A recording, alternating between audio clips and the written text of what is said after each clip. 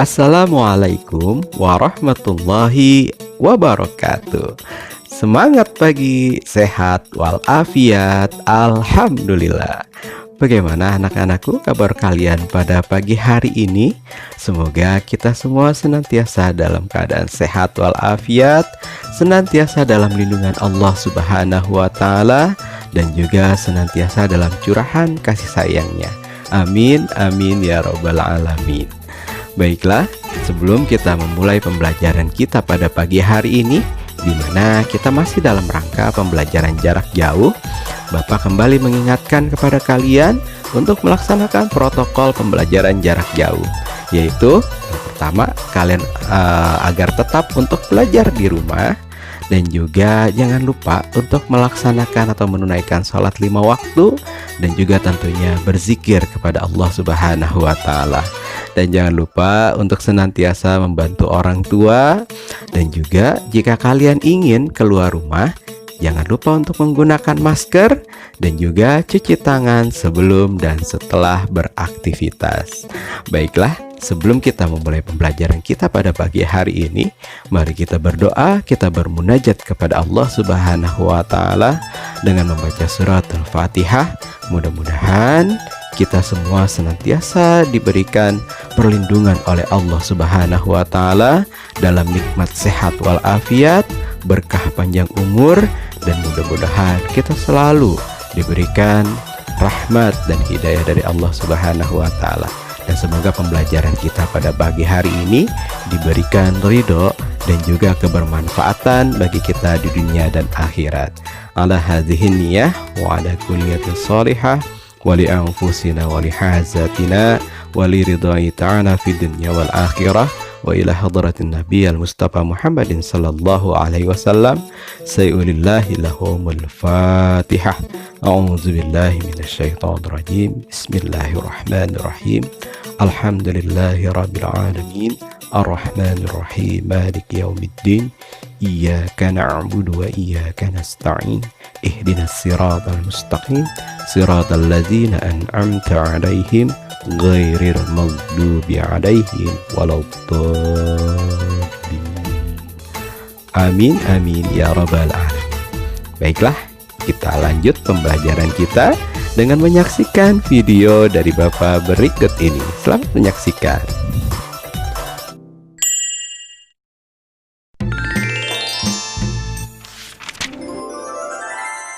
Kisah Nabi Hud alaihi salam. Setelah peristiwa banjir besar berakhir, Nabi Nuh dan pengikutnya memulai kehidupan yang baru dalam keimanan yang tinggi kepada Allah Subhanahu wa taala tanpa gangguan orang-orang kafir. Keturunan mereka kemudian menyebar ke berbagai wilayah yang luas. Ad adalah keturunan Nabi Nuh dan putranya Sam bin Nuh. Keturunan Ad kemudian dikenal sebagai kaum Ad. Kaum Ad bertumbuh tinggi besar, kuat, dan cerdas. Mereka tinggal di daerah dekat Yaman.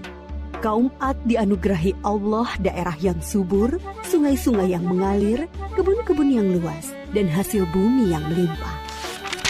Kaum Ad pandai dalam tata kota dan pemerintahan. Mereka mahir membuat bangunan-bangunan tinggi, megah, dan indah dari gunung pasir di puncak-puncak bukit. Mereka juga membuat benteng-benteng yang kokoh dan saluran irigasi dan kolam-kolam. Ternak mereka pun berkembang dengan baik.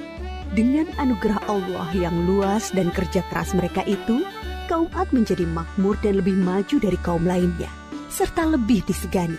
Hal ini membuat mereka sombong dan bermegah-megahan.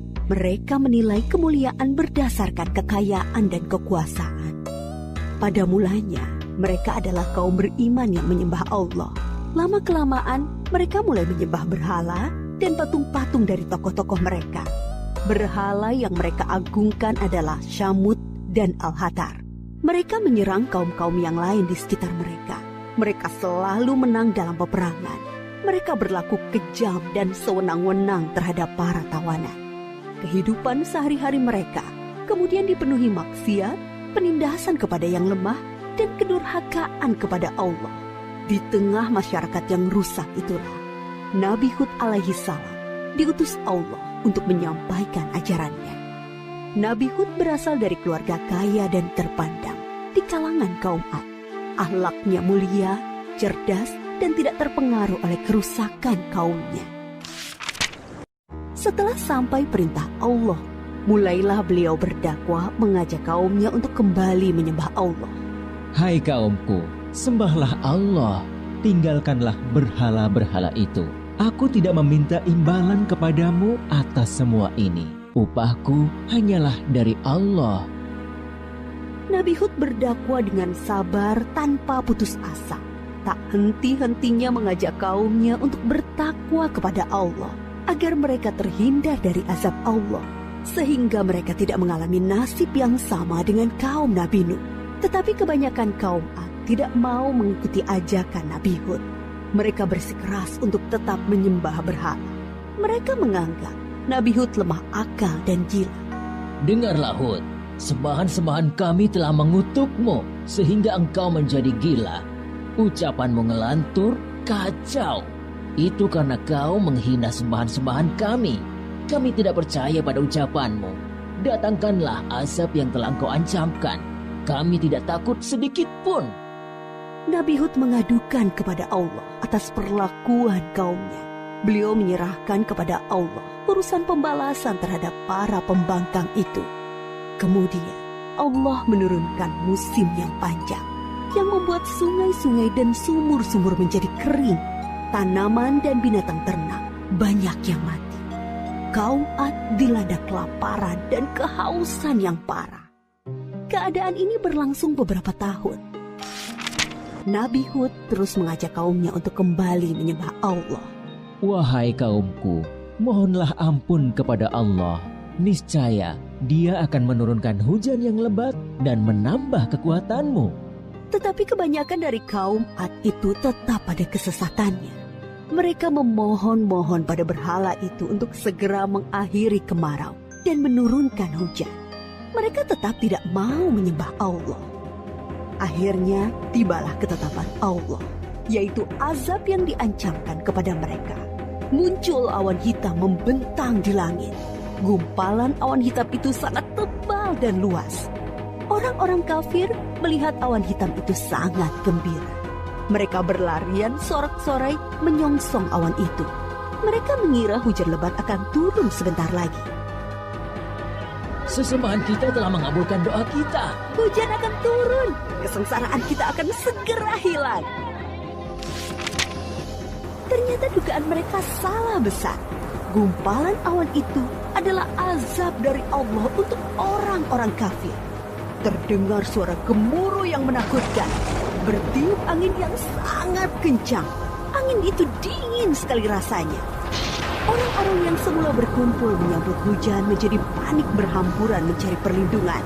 Jerit tangis terdengar di mana-mana. Tolong! Oh, dingin sekali! Ampun! Aku tidak tahan! Tolong! Orang-orang itu putus asa dan menyesal. Tetapi sudah terlambat. Angin dingin itu bertiup luar biasa kencangnya. Selama 7 hari 8 malam. Menumbangkan apa saja yang dilaluinya. Pohon-pohon, gedung-gedung megah, rumah-rumah, patung-patung, berhala, semua rusak porak-poranda. Setelah 7 hari 8 malam, topan itu berhenti. Negeri kaum Ad yang megah telah rusak binasa. Mayat-mayat orang kafir bergelimpangan di mana-mana. Tubuh yang tadinya gagah perkasa menjadi seperti batang pohon yang lapuk. Hanya Nabi Hud dan pengikutnya yang diselamatkan oleh Allah dari azab itu. Mereka kemudian hijrah ke Hadramaut, membangun kehidupan baru di sana. Mereka hidup sejahtera dengan beriman kepada Allah Subhanahu wa Ta'ala. Nabi Hud wafat di tempat baru itu. Kisah Nabi Hud mengajarkan kepada kita bahwa kekayaan, kepandaian, kekuatan tubuh yang dibangga-banggakan kaum Ad akhirnya musnah. Kesombongan dan kesesatan kaum mereka mengundang amarah Allah. Kita harus menjadi umat yang maju dan kuat, tetapi jangan meninggalkan keimanan dan ketakwaan kepada Allah. Ya, alhamdulillahirobbilalamin. Demikianlah anak-anakku pembelajaran kita pada pagi hari ini. Dan semoga tayangan video yang telah kalian saksikan tadi dapat kalian pahami, dan tentunya nilai-nilai luhur dan nilai-nilai kebaikan yang terkandung dalam video tadi dapat kalian amalkan dalam kehidupan kalian sehari-hari. Salam hormat Bapak untuk kedua orang tua kalian yang telah membantu dalam membimbing kalian selama pembelajaran jarak jauh di rumah. Bapak akhiri pembelajaran pada pagi hari ini. Wabil taufik wal hidayah. Wassalamualaikum warahmatullahi wabarakatuh.